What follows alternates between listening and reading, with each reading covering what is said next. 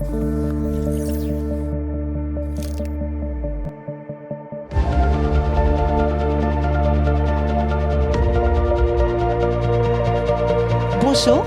mesdames et messieurs, bienvenue pour cette 8e édition de Futurapolis Santé, une édition qui va être consacrée à l'intelligence artificielle, à la tech et aux découvertes qui révolutionnent la santé.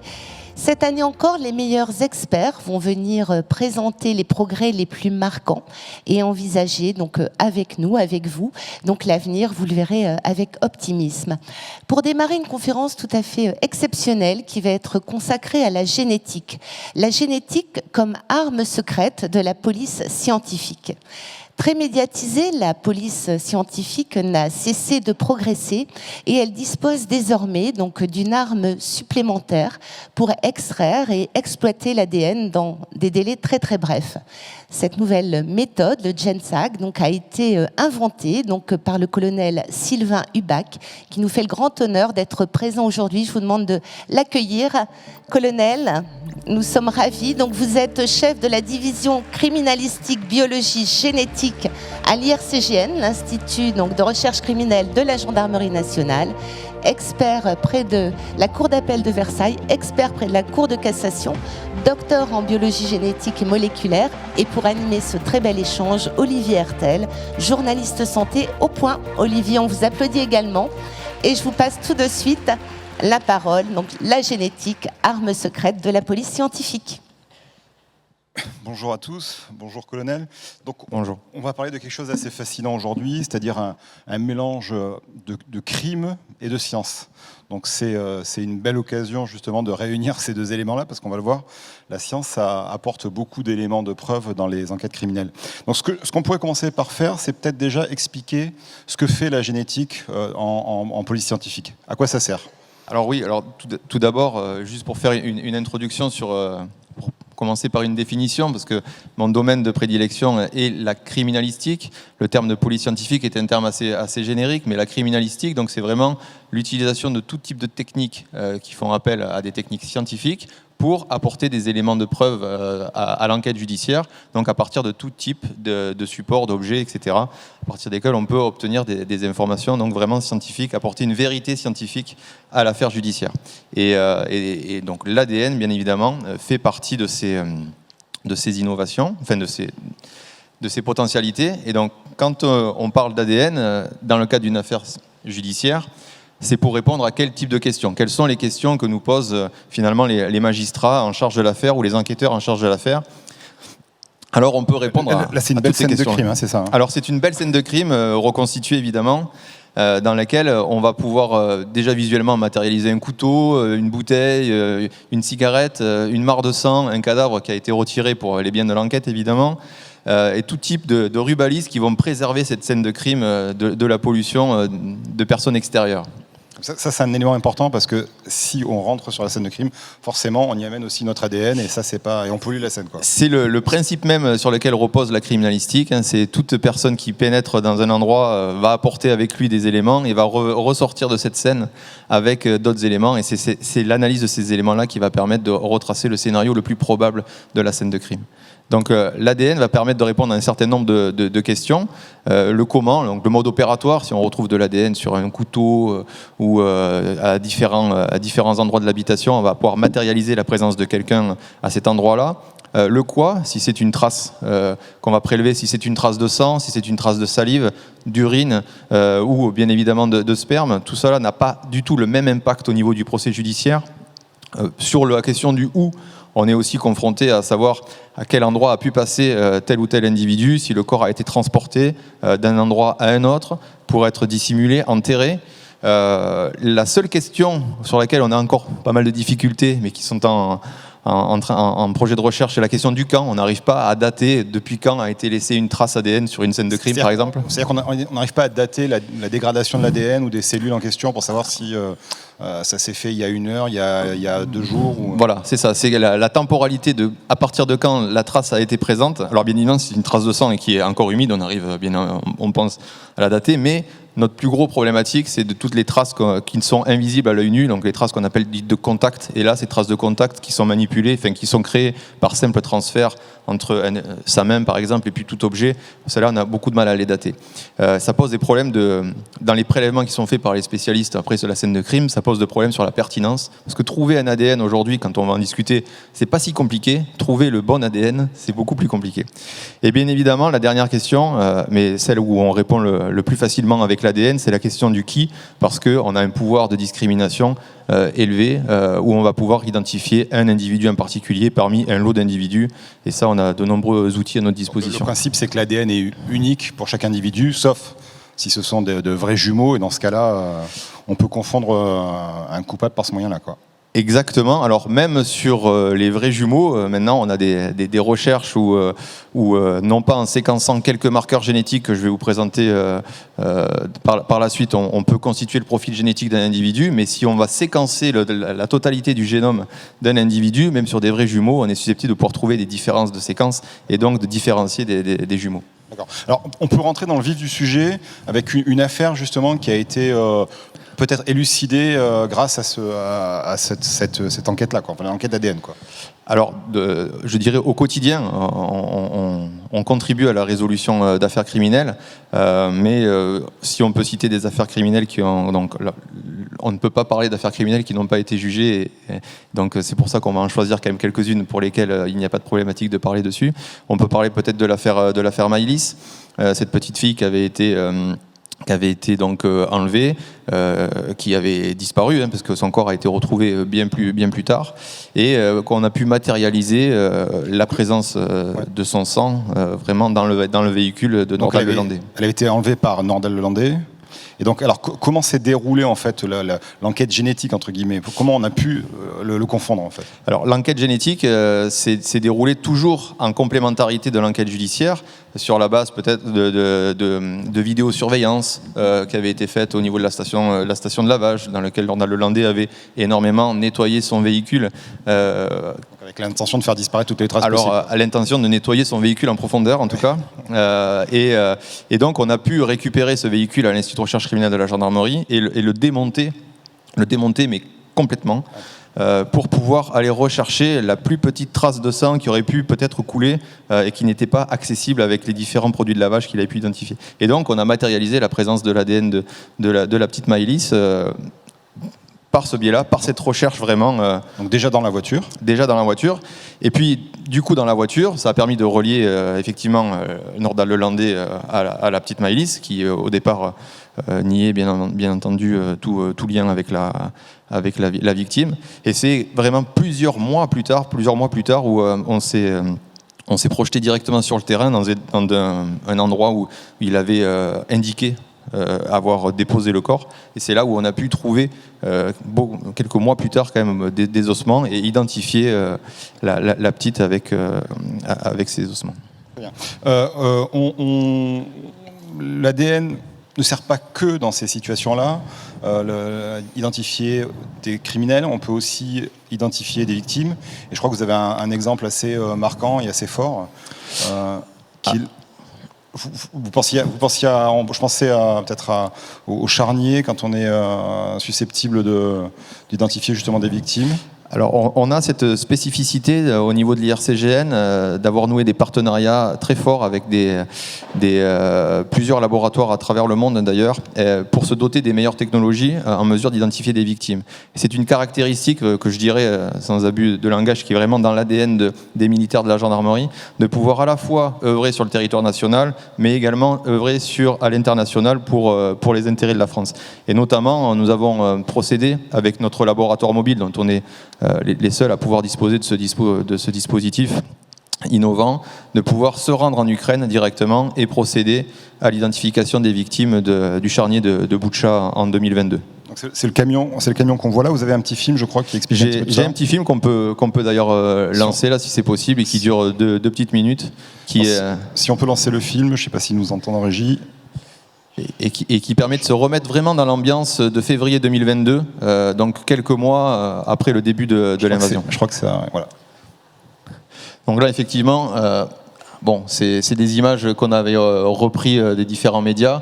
Ça, ce sont les images où on commence à se préparer pour aller jusqu'à Kiev en véhicule, donc en colonne, je dirais, pour arriver jusqu'à Kiev, sur ce théâtre de guerre où les Russes venaient depuis très peu de temps de quitter le territoire. Donc typiquement le convoi dans lequel on arrive à Boutcha.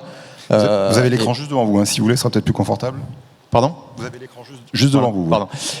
Et puis donc les premières constatations sur place pour savoir comment on va déployer notre unité mobile. Et là, on se projette avec tous les spécialistes nécessaires pour identifier les victimes, c'est-à-dire des odontologues, des médecins légistes, des spécialistes en empreinte digitale et bien entendu des spécialistes en empreinte génétique.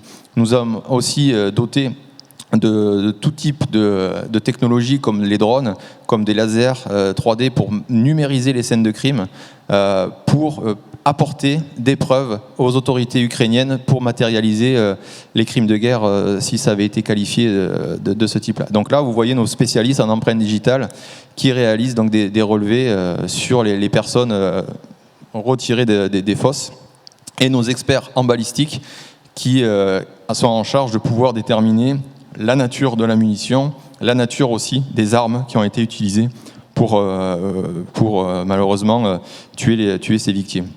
On a interagi de manière très proche avec les autorités ukrainiennes, bien entendu, et avec leurs spécialistes qu'on a également formés à nos méthodes d'identification, nos méthodes de prélèvement, pour qu'ils puissent être autonomes ensuite pour réaliser ces opérations techniques. Donc là, c'est vraiment le véhicule qui est disposé à Kiev et dans lequel on va interagir pour réaliser les analyses.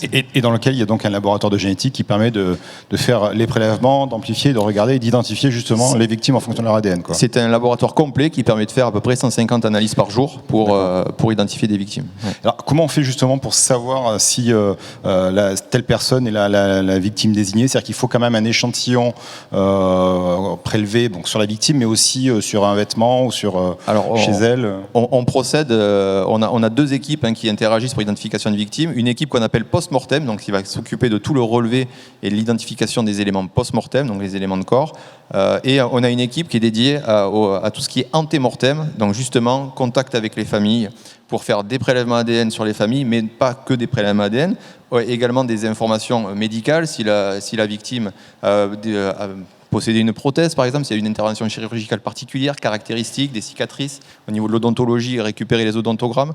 Donc il y a tout un travail anté-mortem qui est fondamental parce que, au final, identifier des éléments de corps, ça reste assez simple, mais identifier la victime et recueillir les éléments anté-mortem, surtout dans ce contexte où il y avait une fuite de la population aussi à l'extérieur de l'Ukraine, ça a été très compliqué. C'est-à-dire qu'on ne regarde pas uniquement, enfin on regarde donc tous les éléments matériels dont vous venez de parler, mais on ne regarde pas aussi s'il y a une parenté génétique avec d'autres personnes qui seraient susceptibles donc d'être de la famille et qui pourraient permettre de dire ça doit être un fils, un frère. Alors oui, on fait du regroupement, on va dire, entre victimes, mais au final, pour donner une vraie identité à ces gens-là, il faut vraiment des éléments anté-mortem de personnes dont on connaît vraiment l'identité avec certitude. Donc on peut aller encore un peu plus loin. Je crois qu'il y a une technique qui se développe de plus en plus, ou du moins un moyen d'investigation en génétique qui se développe de plus en plus, c'est l'ADN de parentèle. Alors est-ce que vous pouvez nous expliquer ce que c'est exactement ? Alors cet ADN de parentèle, on a la chance au niveau de la génétique d'avoir une base de données nationale qui comporte énormément de profils génétiques d'individus. Donc on a notre fichier national automatisé des empreintes génétiques qui comporte plus de 6 millions de profils génétiques d'individus connus. Alors connus par les forces de l'ordre ? Connus évidemment, je dirais défavorablement connus, mais pas que. Il intègre aussi le profil ADN de parentèle de personnes disparues, c'est-à-dire que des personnes qui ont déclaré que quelqu'un était disparu de leur famille et qui vont donner leur ADN pour que si jamais on découvre un cadavre, qu'on puisse l'identifier par ce biais-là. Alors bien entendu, je ne vais pas rentrer trop dans le détail, mais le FNAEG est constitué, c'est un gros ordinateur avec plusieurs disques durs, et dans ces disques durs, tous les gens, tout n'est pas comparé avec tout, justement pour protéger un petit peu. Donc les parentèles de personnes disparues ne sont pas comparés avec les traces ADN qui sont prélevées sur les scènes de crime, par exemple, pour pouvoir les identifier. Mais donc on a cette base de données nationale qui réalise des rapprochements entre les personnes identifiées et les traces ADN non identifiées, qui réalise donc plus de 130 rapprochements par jour, donc à peu près 5 tous les heures, où il y a un individu défavorablement connu, qui est identifié sur avoir laissé son ADN sur une scène de crime. Et ça, c'est quand on fait une comparaison à 100%, c'est-à-dire que j'ai un ADN que je vais comparer à 100% avec l'ADN de l'individu, mais on peut également faire une comparaison à 50% pour non pas identifier un individu dans la base, mais quelqu'un, soit un ascendant, soit un descendant direct. Et c'est typiquement la recherche en parentèle. En gros, vous êtes sur une scène de crime, vous avez prélevé des échantillons, il y a de l'ADN, vous le comparez avec le FNEG, ça donne pas forcément, c'est pas quelqu'un qui est forcément connu dans le fichier. Par contre, il peut y avoir d'autres personnes dans le fichier qui sont assez proches de lui et qui permettraient de faire ce rapprochement. Également. Les personnes qu'on va aller rechercher, c'est soit ses ascendants ou ses descendants directs, parce qu'on va faire une comparaison à 50% par rapport à son profil génétique. Et donc, il y a une affaire emblématique qui a déclenché cette démocratisation, je dirais, de la recherche en parentèle. Donc, c'est l'affaire Élodie Kulik, donc cette infirmière qui en 2002 a été une banquière, parce qu'on était dans le domaine du médical, je me suis emporté. Une banquière qui avait été donc retrouvée violée et calcinée donc dans la Somme. Donc ça avait vraiment une histoire qui avait été très médiatisée et qui l'a été encore ces derniers temps. Et donc, la trace de sperme qui avait été découverte ne correspondait à rien du tout dans la base de données, mais c'est une recherche en parentalité à 50% qui a permis de confondre le père du suspect, qui lui était déjà connu pour des faits d'agression sexuelle dans la base, et c'est par ce biais-là qu'on a pu remonter donc juste pour préciser, donc forcément le criminel en question avait la moitié du génome de son père et la moitié du génome de sa mère, voilà. Et donc son père était connu dans le fichier, et donc vous retrouvez une correspondance à 50%, tout à fait. C'est-à-dire celle du père qui vous permet de dire on est dans la famille de ce monsieur. On est dans la lignée paternelle, et donc après par le biais de l'enquête judiciaire, de remonter jusqu'au fils. Et une fois qu'après on a remonté jusqu'à la bonne personne, refaire un prélèvement ADN sur cette personne-là pour faire une correspondance à 100% et confirmer le rapprochement de la parentèle. On se rend chez la personne, on fait des prélèvements... Alors là, pour le coup, pour cette affaire-là, c'était un peu plus compliqué de se rendre chez la personne parce que la personne était décédée 1 an après les faits d'un accident de voiture, mais il a été du coup exhumé et puis les choses ont été faites pour que la confirmation soit faite de la correspondance. Alors, on peut aller encore beaucoup plus loin. On a une affaire. Alors, je ne sais pas si on commence par l'affaire ou si on commence par le sujet qui fait un petit peu... Ah non, vous vouliez parler d'innovation d'abord ou... On peut parler... On va parler d'innovation, on va se garder une petite affaire absolument extraordinaire pour la fin. Alors, voilà. On peut parler d'innovation. Donc là, on a déjà vu le camion mobile qui permet de projeter en fait, tous vos moyens techniques sur place. Donc en fait, j'ai représenté ici toutes les étapes nécessaires à la détermination d'une empreinte génétique, donc rechercher, prélever, extraire, quantifier, cibler, relever, interpréter. Et toutes ces étapes-là, en fait, on a les innovations qu'on met en place, alors au niveau de la gendarmerie scientifique, mais aussi dans la communauté internationale. Les objectifs sont quoi ? C'est en rapidité, c'est d'aller beaucoup plus rapidement sur les analyses qu'on fait aujourd'hui, parce que le temps est précieux dans le cas d'une enquête judiciaire. De se donner les moyens en mobilité, donc on a vu le laboratoire mobile, mais je vous ai présenté juste à côté, vous voyez une planète avec un petit automate qui est posé dessus, et cette technologie-là, eh bien, c'est la technologie qu'on appelle d'ADN rapide, Rapidit, plus particulièrement. On l'a récupérée des États-Unis, cette technologie. C'est un instrument qui est installé dans le bureau des shérifs aux États-Unis et qui permet, par des non-sachants, de pouvoir, un simple prélèvement salivaire, introduire le prélèvement dans la machine. La machine fait toute seule l'analyse et transmet le résultat dans la base de données nationale américaine. Le shérif peut faire ça lui-même, quoi. Le shérif peut faire ça lui-même. Il n'a pas besoin d'un scientifique, de la police scientifique. Non, c'était fait pour ça. Alors, et nous, on s'est intéressé à ce dispositif, non pas parce qu'on veut le mettre dans tous nos commissariats ou nos brigades de gendarmerie, mais la France a la particularité d'avoir des territoires d'outre-mer. Des territoires d'outre-mer avec une criminalité qui est assez importante et des territoires qui sont dépourvus de laboratoires d'analyse ADN, en fait. Et donc, on a installé dans nos territoires d'outre-mer des petites machines comme ça, en formant nos techniciens d'identification criminelle à l'utilisation, mais encore une fois, c'est très très simple d'utilisation. Et donc, on les a installés, donc il y en a en Guyane, en Guadeloupe, en Mayotte, en Nouvelle-Calédonie. On va en installer prochainement en Martinique et à La Réunion. Et donc, on a une connexion sécurisée à distance avec la France, avec la métropole. Et donc, nos experts de l'IRCGN, en temps réel, quel que soit le décalage horaire, quel que soit le temps, tout temps, tout lieu, peuvent récupérer à distance l'analyse qui dure 90 minutes. Et donc, en moins de 2 heures, on est capable de confondre maintenant un individu qui a commis un crime en Outre-mer. ce qui était absolument pas possible auparavant. C'est-à-dire que le petit boîtier ne livre pas tout de suite l'information, c'est-à-dire qu'il va faire... Qu'est-ce qu'il fait exactement? Le petit boîtier fait l'analyse complète, génère la donnée brute de séquençage ADN, et l'expert après en génétique récupère cette donnée brute de séquençage, l'interprète avec nos outils d'interprétation et transmet les résultats dans la base de données. D'accord. C'est-à-dire qu'avant on faisait comment? On avait les échantillons, on les envoyait en métropole, Exactement. On les analysait et puis là ça pouvait prendre plusieurs jours, j'imagine. Donc en fait, on était incapable de donner un résultat d'analyse génétique dans un cadre de procédure judiciaire en moins de 48 heures, ou alors vous consommiez 48 heures de garde à vue, et en fait le temps de garde à vue est extrêmement précieux pour les enquêtes. Donc cette mobilité qui est vraiment très importante. En sensibilité, les objectifs, c'est vraiment d'être de plus en plus sensible sur les méthodes d'analyse de détection. Donc on est sur des technologies de séquençage d'ADN que vous pouvez qui sont déjà appliquées dans le domaine du médical. Donc on est maintenant aussi sur la technologie de type NGS, donc séquençage NGS. Et là, je vous ai matérialisé un petit peu, c'est à l'échelle, le bouton, la trace de sang qu'il fallait il y a 30 ans lorsque l'empreinte génétique a débuté dans les affaires judiciaires. Et maintenant, on est vraiment sur une petite tête d'épingle de sang pour obtenir le même résultat. C'est-à-dire qu'on a besoin de très très peu d'échantillons, très très peu de matière en fait pour pouvoir faire l'analyse, quoi. On en a besoin de très très peu. J'ai engagé mes équipes dans des travaux en partenariat avec les centres hospitaliers universitaires et notamment les hôpitaux de Paris, la PHP, spécialisée dans le tricellulaire, dans le single cell. Donc des technologies appliquées à la cancérologie pour aller identifier une cellule tumorale parmi des milliers et milliers de cellules saines. Et on s'est intéressé à ces technologies parce qu'on est confronté à devoir identifier peut-être une cellule parmi plusieurs cellules d'intérêt, notamment dans le cadre d'affaires d'agression sexuelle, et on doit être capable de récupérer cette cellule-là et de l'amplifier pour obtenir un résultat. Donc on a beaucoup d'interactions avec la recherche dans des thématiques qui sont à l'origine très éloignées de la criminalistique, mais qui trouvent des sens. Donc là, Nordal Lelandais pouvait continuer à nettoyer sa voiture. Si on trouve la bonne cellule, c'est quand même assez extraordinaire. C'est-à-dire que vraiment être capable de savoir, de trouver la cellule dans laquelle on a le noyau et l'ADN et que c'est ça qui va confondre la personne, c'est quand même assez extraordinaire. La technologie permet maintenant de faire beaucoup de choses et d'identifier aussi des personnes, des cadavres ou des ossements extrêmement âgés, extrêmement vieux ou extrêmement dégradés. Donc ça, c'est vraiment la question de sensibilité. Ce sont des innovations sur lesquelles on est vraiment dans le cœur du sujet, à la pointe.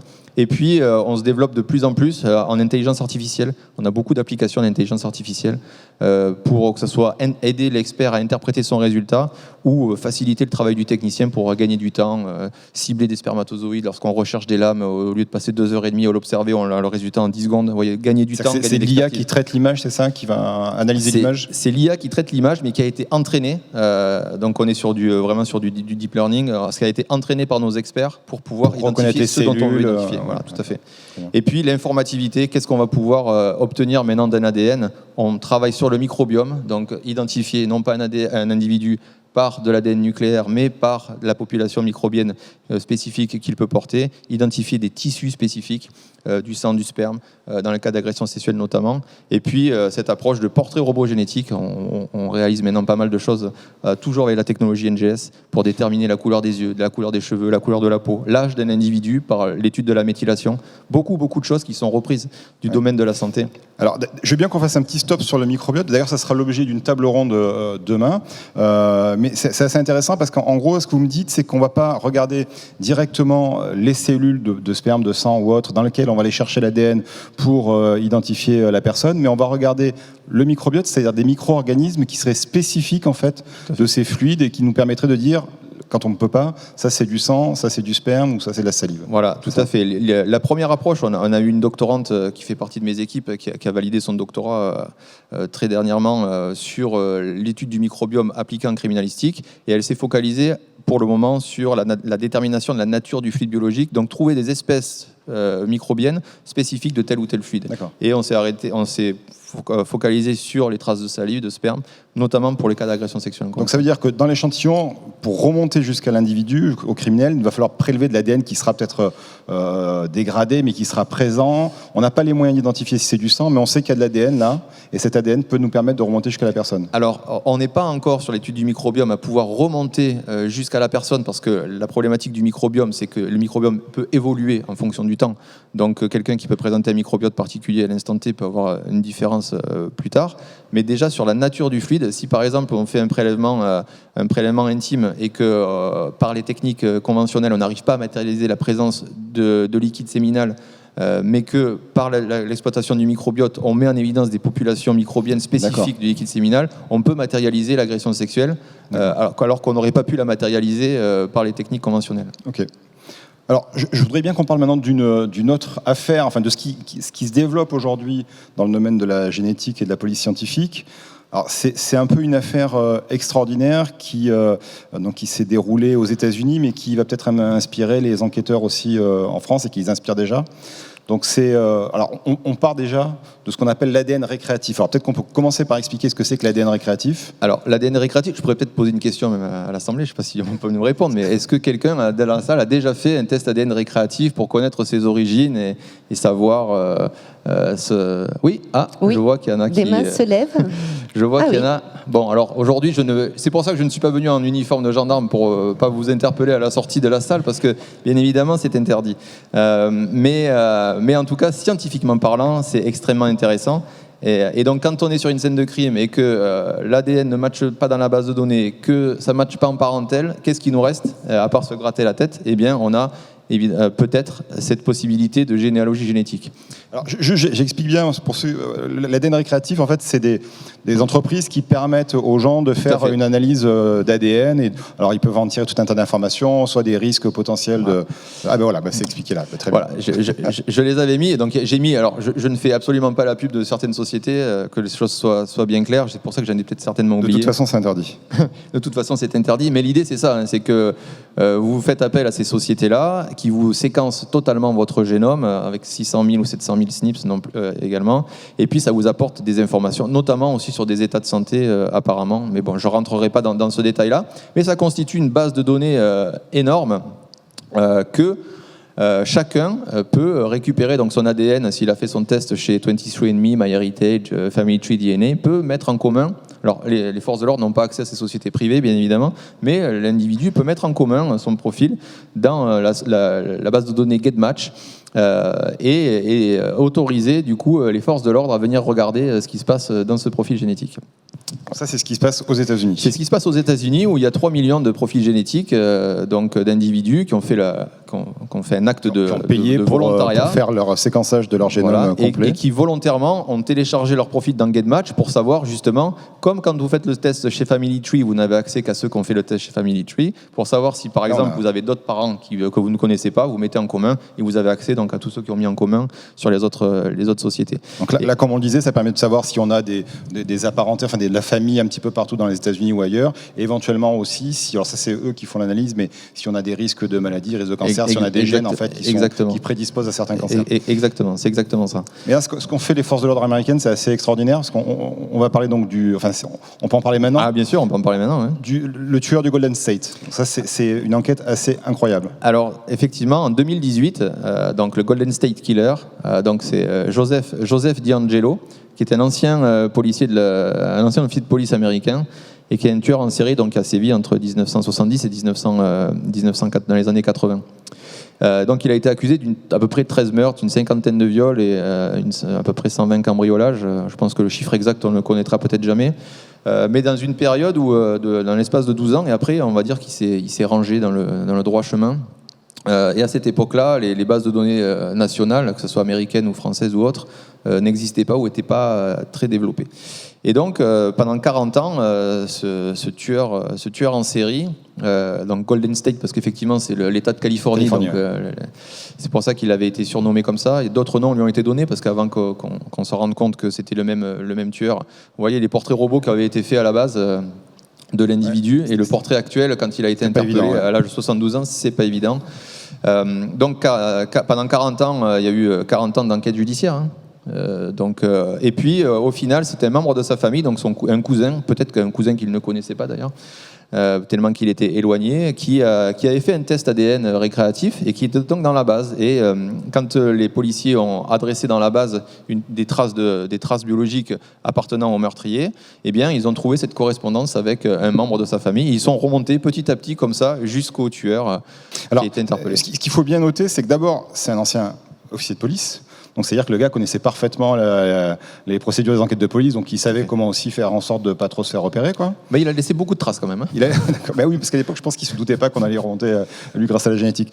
Il a sévi, on l'a vu, assez peu d'années, une douzaine d'années, c'est ça? Oui, mais assez actif aussi quand même. Assez actif aussi. Bah en fait, du coup, après, il a pris sa retraite. Après, il s'est En 86, dit, il s'est dit, il s'arrête. Il s'arrête. C'est-à-dire qu'entre le moment où on va l'identifier, donc c'est 2018, si je dis pas de bêtises, Oui. hein, donc il se passe quasiment 40 ans. Oui. Et c'est là que c'est assez extraordinaire. Donc vous me dites, on a des échantillons prélevés sur les scènes de crime, Oui, il y a 40 ans. qu'on balance en fait dans la base de données qu'on a vue tout à l'heure, où il y a tous les Américains qui ont fait leur test génétique. Une grande entre guillemets. partie, pas que des Américains. Il y a un peu des Français quand même aussi. Ouais, est-ce qu'il y en a dans la salle? Oui, il y en a, je crois. Et en fait, ce qu'on réalise, c'est que parmi ces gens-là, donc il y a un ADN qui est assez proche du sien en fait. Voilà, alors plus ou moins proche, mais effectivement, il y a tout un travail après, je ne sais pas si je l'ai illustré, il y a tout un travail voilà, c'est les 4 étapes, je les mentionne ici, de généalogie hein, qui est refait par des généalogistes professionnels hein, qui, à partir d'informations, vont pouvoir remonter jusqu'au parent le plus proche de l'individu qui a laissé la trace ADN. Pour après aller, donc les 4 étapes, elles sont présentées ici. Hein. D'abord, on va faire l'analyse d'un ADN inconnu sur une scène de crime. Alors là, ce que je vous ai détaillé, c'est ce qu'on fait les techniques que la gendarmerie est en capacité de faire. Je n'ai pas dit que la gendarmerie faisait des choses illégales, soyons bien clairs, mais en tout cas, techniquement... Je crois qu'on peut dire... Est-ce qu'il y a des choses qu'on peut faire aujourd'hui en gendarmerie qui ressemblent un petit peu à ça? C'est ce que je fais actuellement. D'accord. Mais on n'utilise pas les bases de données américaines pour pouvoir comparer les données. Donc on analyse l'ADN avec plus de 10 000 marqueurs. Mais en fait, ce sont des marqueurs, contrairement aux sociétés privées où vous faites une séquençage total du génome. Nous, on s'est focalisé sur des marqueurs qui ne pouvaient donner des renseignements que sur de la généalogie. Donc on ne va pas aller chercher de l'information sur des pathologies que vous pourriez développer, etc. Et on a ces informations-là, et puis une information qui sont représentées, un petit nuage là pour la localisation biogéographique, si vous êtes plutôt nord-américain, plutôt Asie, etc. Quelques informations sur la couleur des yeux et des cheveux. Et après, donc, si on avait le droit, on pourrait interroger la base de données GetMatch, qui pourrait nous donner des correspondances, et là, on retracerait l'arbre généalogique. C'est-à-dire qu'aujourd'hui, vous n'avez pas le droit. C'est quand même une attente, peut-être un peu des forces de l'ordre, d'avoir accès à ce genre de base de données. Et est-ce que les Américains vous autoriseraient à y accéder ou... Parce que c'est surtout les profils américains, donc on se dit que... Il y a beaucoup de profils américains, mais en fait, les Américains sont une population d'immigrés, en fait. Hein. Il y a beaucoup d'Américains qui ont immigré de l'Europe. Et donc, sur des descendances, parce qu'on va aller chercher jusqu'au 7e, 8e degré, parfois, de parenté. Donc, certainement, des gens absolument de votre famille, mais que vous ne connaissez absolument pas. Peut-être que vous allez partager 1% de votre génome, mais ce 1% de votre génome va permettre de mettre un lien entre vous et cet individu. Et donc aujourd'hui, effectivement, on est limité par ne pas pouvoir utiliser les bases de données américaines. Mais au-delà de ça, nous, au niveau de la gendarmerie, on pourra revenir sur la partie légale, mais je vais vous dire juste ce que nous, on fait. Moi, ce qui m'intéressait, c'est de récupérer cette technologie pour être en mesure d'identifier des personnes décédées dans le cadre de cold case.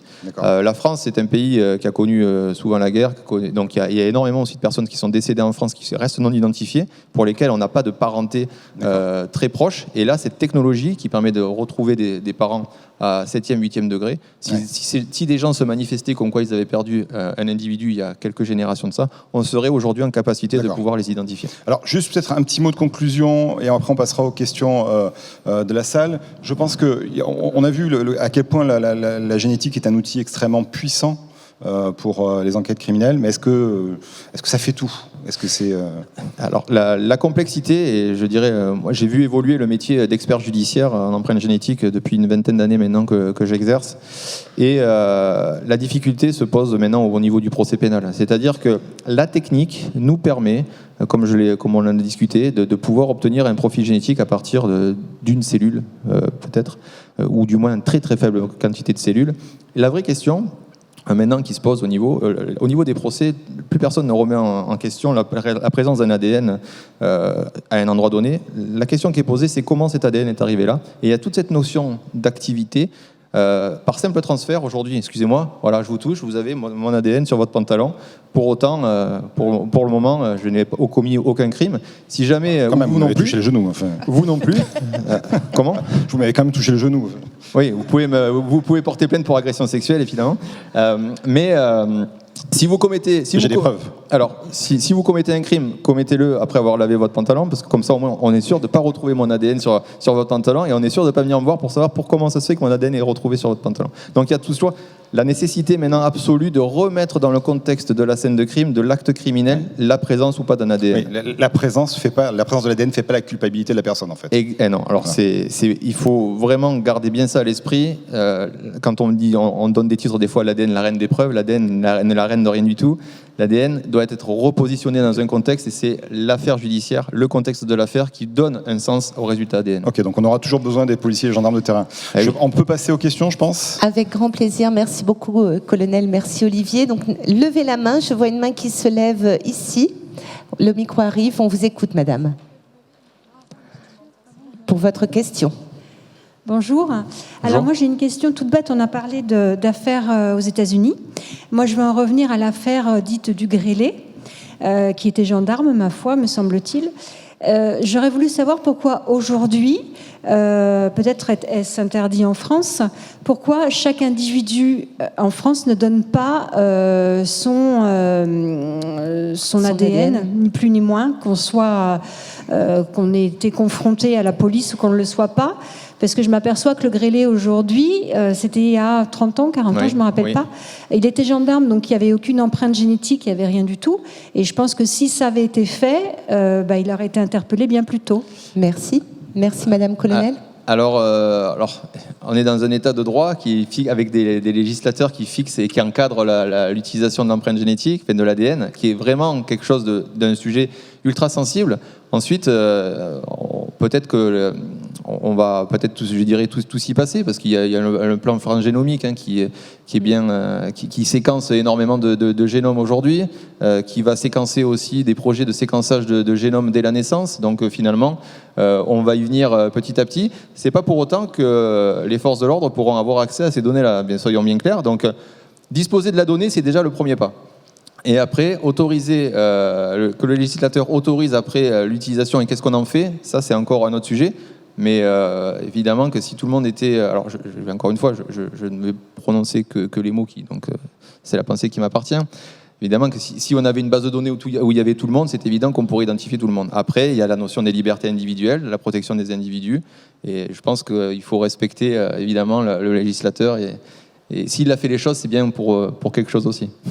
Merci beaucoup. Alors, on va prendre une deuxième et dernière question, peut-être ici au deuxième rang, s'il vous plaît.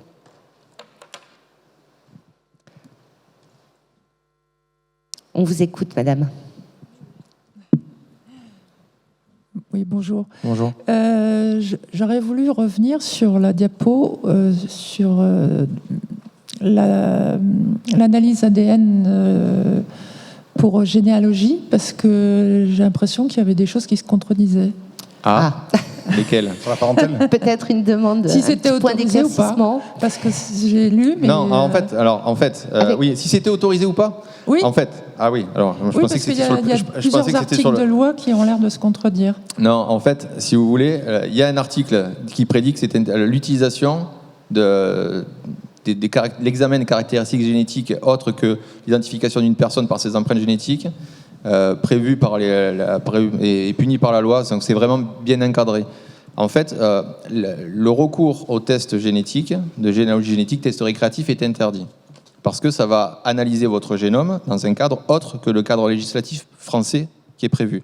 Donc ceux qui font la démarche de faire leur ADN, de séquencer leur ADN par ce biais-là, ne respectent pas la loi française. Et du coup, ils peuvent être punis par la loi pour une amende. En revanche, il est tout à fait autorisé par le Code civil, par les articles 16.10 et 16.11, de faire une analyse génétique à des fins d'identification ou à des fins de diagnostic médical, etc. Donc la technologie qui permet de séquencer l'ADN pour en faire un résultat exploitable et compatible avec les bases de données de généalogie génétique, ça c'est tout à fait autorisé. Mais après, le recours et l'envoi de ce profil génétique-là dans ces bases de données dont on n'a pas normalement accès est interdit. Donc je dirais, en fait, pour résumer, c'est la loi nous permet d'analyser l'ADN pour qu'il soit compatible avec ces bases de données génétiques d'ADN récréatif, mais nous n'avons pas l'autorisation de consulter ces bases d'ADN récréatif.